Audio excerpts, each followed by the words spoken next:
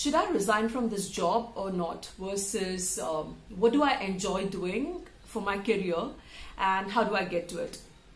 Today at Pod Shots, we talk about one of the villains of decision making, avoiding a narrow frame. A researcher named Roop Fischoff, he wanted to understand more about teenage decision making process, so he and his colleague interviewed a bunch of teenagers. Most of us think of decisions as one where we need to choose from two or more options. Should we eat at Chipotle or Subway? Which color shirt should we buy? Navy, blue or black? The teenager's decision rarely had the structure. The most common one was one that lacked any choice at all, one which he calls a statement of resolve. An example would be, I'm going to stop blaming others. In other examples, teenagers assessed a single option. I'm deciding whether or not to break up with my boyfriend.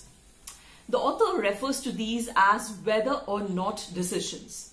It isn't a decision between multiple options. It is simply an up or down vote on a single alternative. These two categories, statement of resolve and whether or not decisions, they compose 65% of teenagers' decisions. As it turns out, what the author found is when it comes to making decisions, some organizations are a lot like teenagers.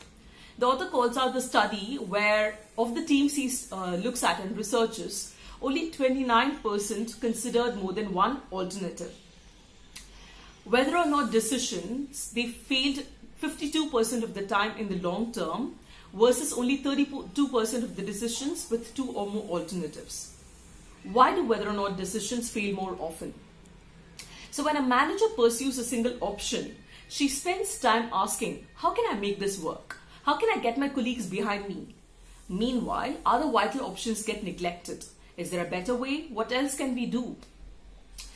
Bottom line, widen your options. Can we broaden a narrow frame and discover better options for ourselves? So next time you hear yourself ask a whether or not question or for a decision, step back and reevaluate your options. A good way to break out of a narrow frame is to use the opportunity cost question. What else can we do with the same time and resources available to us? This is a snippet from this fabulous book I'm reading on decision making called Decisive by Dan and Chip Heath. Hope it's been useful to you guys. Thank you.